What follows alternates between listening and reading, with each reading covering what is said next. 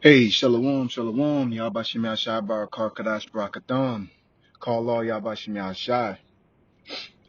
This Rob Amat for the Nebraska campus gym as any push to the mark. Um, I want to say, once again, double honors our apostles, or slacking out once again, but double honors our apostles who are our elders, which are our GMS. Blessed salutations to you brothers out there teaching and enduring truth, sincerity. Now, this lesson is going over being weaned, you know, because I was just meditating on the process and the correlation of us as men being in the truth. Because you have weaning stages from crossing the line, but the part I wanted to address is like the probationary or the young man age, because when you're dealing as a young man within this gospel, the expectations are low. The fuck ups, the incompetences, the lack of awareness and prudence is accepted. But there is a point where you transition from being a young man to being an adult. Okay, so we're going to bring out this scripture. So let's get this precept.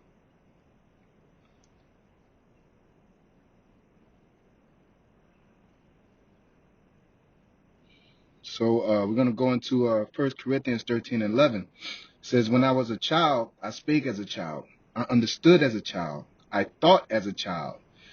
But when I became a man, I put away those childish things.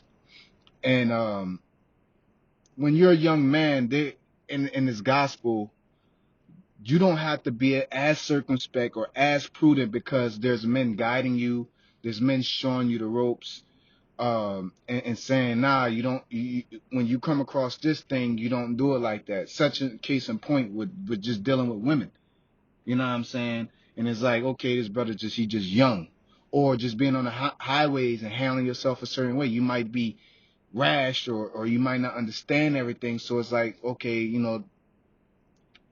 just let that brother slide. But there's a transition to that point.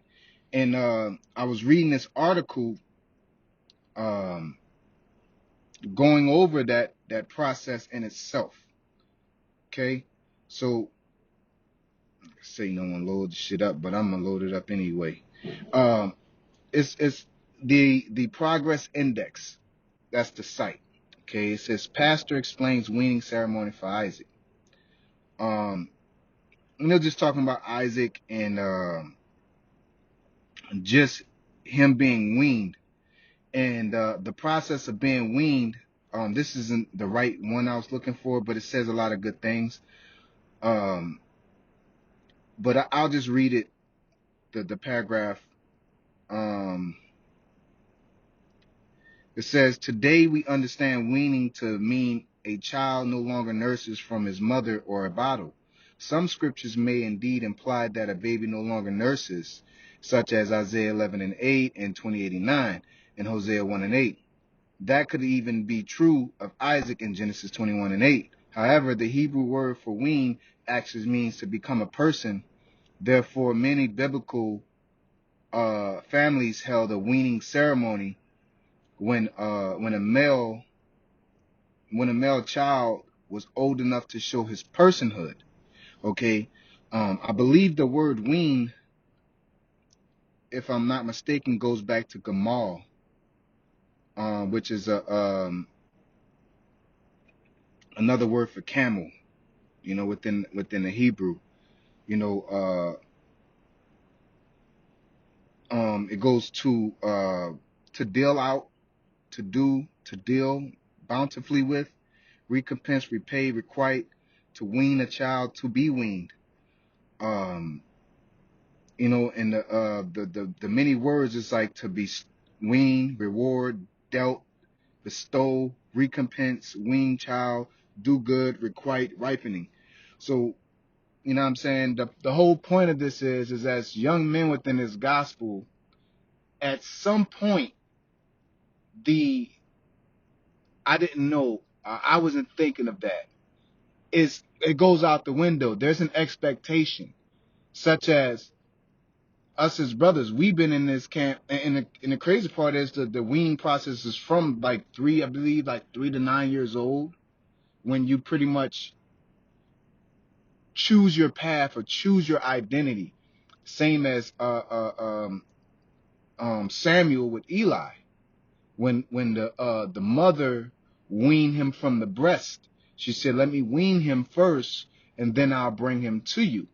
Okay, and also with Isaac, there was a ceremony. Okay, so there is not just like you just stop breastfeeding, you don't need to breastfeed. It's like you come into your own. You find your identity within this gospel. You find where you belong. Are you a scribe? Are you a speaker? Are you what? You'll start finding what you are. It's just like referencing the boxing. I know I always do it, but when you're a boxer, you learn the basics. You learn how to jab, cross, slip, roll, use footwork. But then once you learn all that, after a while, you learn your fighting style. Are you a boxer, puncher, a brawler, inside fighter, you know, different things of that nature. And it's all through the spirit of Yahweh Shem Shai. Most of these things exist already, because the scriptures tell us about what? Our gifts, the gifts of prophecy, the gift of teaching, and things like that. Matter of fact, let's get it.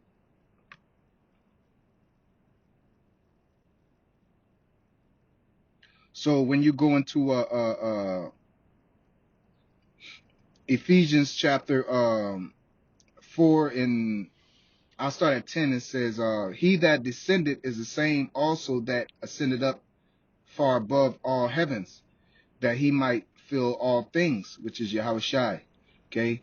And he gave some apostles, and some prophets, and some evangelists, and some pastors and teachers, for the perfecting of the saints, for the work of the ministry, for the edifying of the body of Yahweh Shai.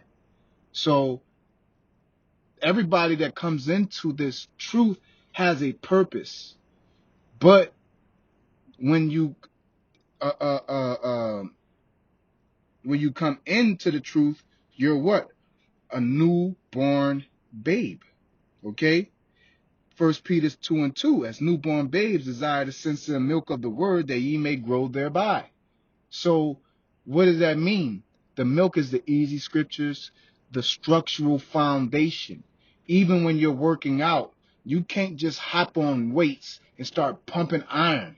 You have to first master your body. You have to understand the foundation and the motion ability via through calisthenics and balance, and that will establish your foundation to let you know where you're at.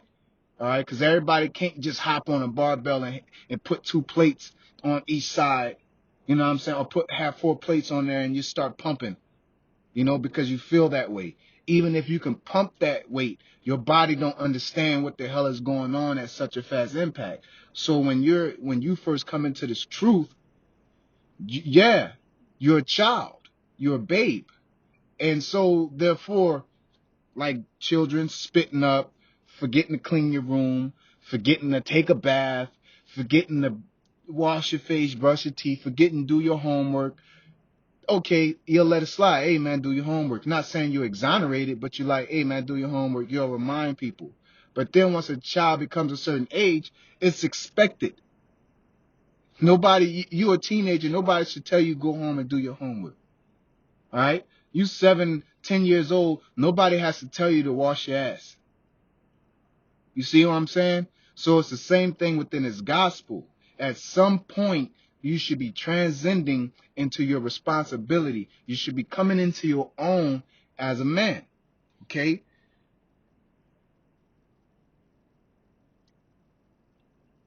I don't know if I got the precept already, but yeah. I did. So I want to get this here. It's like I'm typing too fast. I'm in a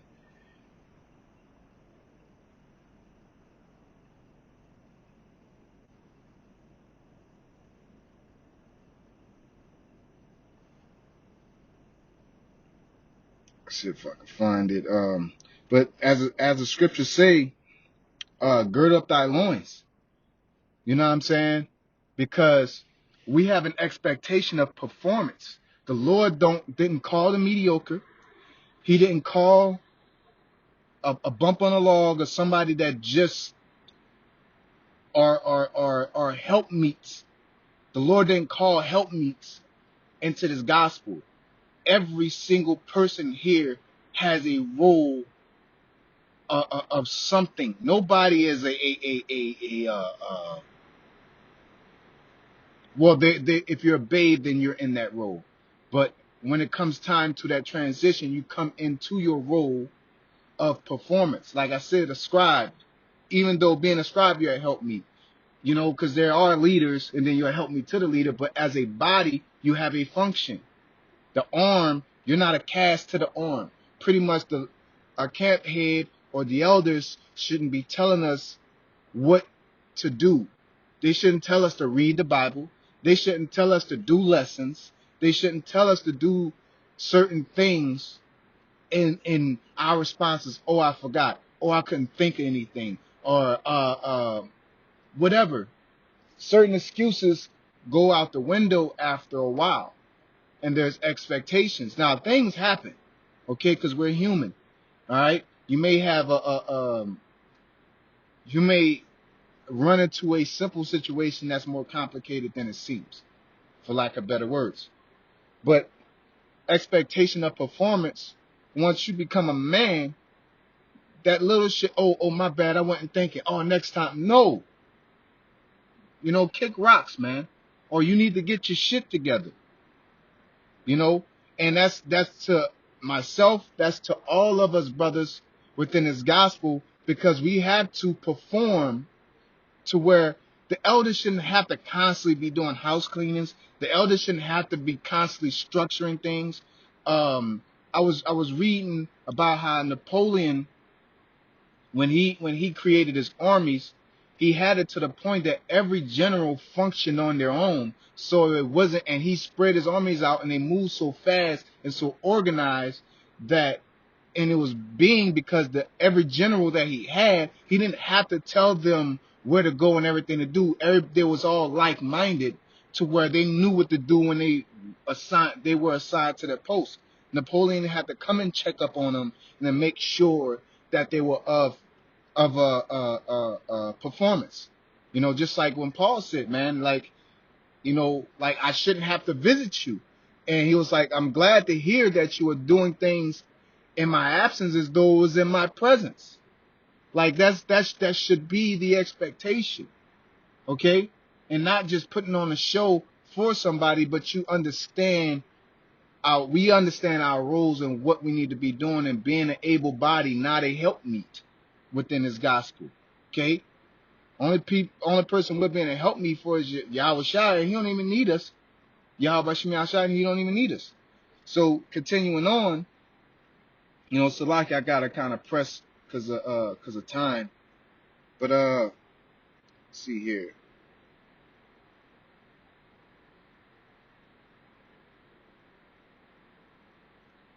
So when you go into Genesis 21:8, it says in 21:8, it says, and a child grew and was weaned. And Abraham made a great feast the same day that Isaac was weaned.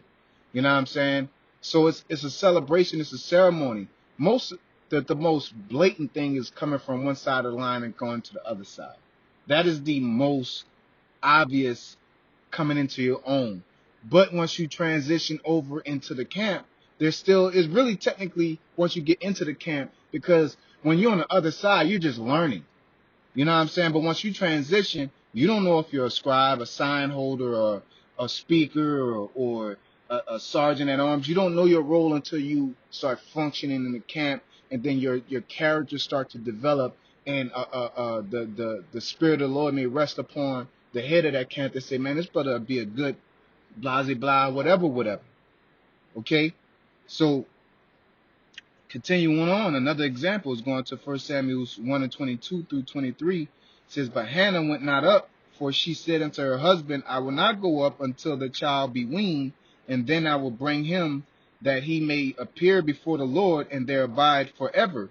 Okay, because priests were accepted, like I think between the ages of 3 and 6. That's when they started. Okay, so it ain't about getting off the titty, because you're now at this point you're functioning. You can walk, you can be talked to, you can be reasoned with. Okay. It says, and there abide forever. Elkanah, her husband, said unto her, do what seemeth good, and tarry until thou have weaned him. Only the Lord established his word. So the woman abode and gave her son suck until she weaned him. Okay, which is breast milk. Okay. So once you go into Proverbs 20 and 11, because us as young, well, we've been in like 10 years, 10 plus years, so we're not young, but we're young to the class that's above us, you know. And the scriptures say even in self, because just because you're new, or just because you're coming into your own and you just got off the titty milk and you're finding out what your purpose is, that don't give you an excuse to be incompetent because there's leaders. Oh, I can fuck up because there's apostles. I can fuck up because there's older brothers that can break things down, so I don't have to dig and search. No, man, get up off your ass and be an able body.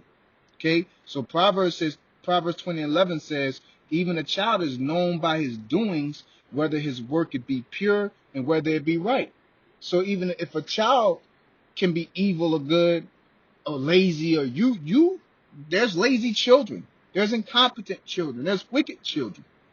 Okay, so even within this gospel, just because you got into the truth don't mean you ain't lazy, uninspired, or careless, or don't have a lack of compassion for this gospel, man. Okay, so and it's the last point. In Second Chronicles 31:16, it says, besides their genealogy of males from 3 years old and upward, even unto everyone that entereth into the house of the Lord, his daily portion for their service in their charges according to their courses, both to the genealogy of the priests by the house of the fathers, and the Levites from 20 years old and upward in their charges by their courses. So, you know, you're held accountable once you or 3 and up. Now, 3 sounds like a young age, but a child, that's why they call terrible twos the terrible twos, because children start to understand what they can do with themselves. It's just this society likes to baby adults or kids, because a child is grown at age 13, biblically. So where's the teenager phase? Where's the adolescent phase? It's got to be around 3. Your teens got to technically be around from 3 to 12, man. When it's like, okay, this and like that, you know, that's what we learn, you know. And they try to put it on puberty. No, puberty is just you coming into your own as a man. It ain't you finding out yourself and you smelling stuff. No, you're a man and you don't know how to do it because you're still trapped in a kid's position. So yeah, you're gonna be bucking up and bugging out because you are a man now and you need to do man shit, you know. But that's besides the point. It's just how Esau just mixed shit up. But when you go back into the spiritual connection, we were raised and structured at a young age. Even when you go into the countries, like what I mean by country is like, you know, Bogalusa and you know, like country, the sticks, you know. Them kids be doing shit at a young age, man. Driving, cooking, barbecuing, hunting, all that stuff, man. Nobody said you can't do that. It's just Esau created a society to say that kids can't do it, but that don't mean that they can't do it. And then you got another aspect of the mama's boy spirit, because women will baby a boy until they're fucking 30. You're always gonna be my baby, no matter how big you get. No, that's a man, man. Even Yahweh Shai said what to his mother when he came of age? I'm don't you know I gotta be about my father's business? So you at some point you not only come into your own, but you become responsible for your own actions. Now, specifically, you become accountable for your sins when you turn 13. But before that, of course, the parents are accountable, but the parents are structuring you to tell you the right from wrong. Oh, he's a good this, he's a good that, so I'm going to put him in this lane. You know what I'm saying? So it's not nothing far-fetched, complicated, out of here. It's just that, young men need to grow the hell up, man. All right? That's just me being frank. I don't want to sound condescending or disrespectful. It's just the truth. Ourselves and brothers younger than us, you can't just be sitting around just saying, oh, that's crazy, it's mind-blowing. Bring something to the table, man. Okay? Have something to offer. Okay? Don't put on a humble front and disguise your laziness for humbleness. The future favors the bold. You got to be confident in who you are and who the Lord calls you to be. Because if it wasn't for whoever's leading you, what would you do without that leadership? Okay? You still should be on the highways. You probably wouldn't be as prudent or as smart, but you still would be in the same position doing something. Probably not as good. If it wasn't for the apostles, yeah, we wouldn't be doing it as good, but the Spirit of the Lord is working. And if he rests on us, we're gonna wake up and we're gonna do what he called us to do. But of course the Lord set up order, and obviously that order is the apostles on down. Alright? So the Lord ain't gonna leave us naked. Okay? Via through the Holy Spirit, via through prophets, via through elders. We have a structural guide. Okay? But after, like, the elders and camp leaders and regional leaders, they're not babysitters. They're not walking nobody by the hand, because at the end of the day, we all have to work out our own salvation, and we all have to gather our oil individually. We in the field gathering together, but I'm not getting oil and pouring it into your canister. I'm getting oil and saying, hey, it's over here. This is what you do. Now, I'm not going to say, now keep on scooping. There you go. No, bro. I'm going to gather my oil. I'm going to turn around and look, and then I'm going to see, like, what the hell you been doing? I wasn't thinking about it. No, bro, you're supposed to know at this point to gather your oil, man. You're supposed to know at this point to grow the hell up. You're supposed to know at this point and have some pride and dignity and being of service into this gospel. Not men pleasers, but what the Lord called you to do, to be great within this ministry. Not for men's service, but for the Lord's will. What did the Lord call us to do? And let's live in that. So that's what I wanted to get across, and hopefully this will light a fire upon the younger brothers, as well as brothers of just every brother that is meant for through the Spirit, man. You are held, you are accountable, you are somebody within this gospel. And if you aren't somebody, then you're nobody, and you need to get the hell up out of here and stop wasting space. Okay? It sounds harsh, but the Lord don't deal with he's either hot or cold. He don't deal with lukewarm. Okay? It's not like I'm making this up and trying to attack somebody. No, man, this goes for all of us. Okay? But some people may think you could just sit around and let everybody else do the work, and you just con and clap and praise and agree with it, and that suffices as you doing the heavy work. No, it is not. Bring something to the table, Ak, and we could be way more powerful when all of us are getting busy. Not just waiting on somebody to tell you to get up and go. Okay? Nobody should have to tell you to wipe your ass. Nobody should have to tell you to take a bath. No, that's the obvious. So it's the same thing within this gospel. Nobody should have to tell us certain things, to teach, to have a passion for this truth, to focus, to become a better person, to progress. No one should have to tell us that, because we were 2/3 at a point. We came into this gospel and we realized what the living waters and the beauty of this gospel is all about. Okay? So with that being said, I want to say, call Allah, Yahabashimi Al-Shai, Barakakadash, Yahabashimi Al-Shai, Barashimi Kakadash, Barakatham. Shalom.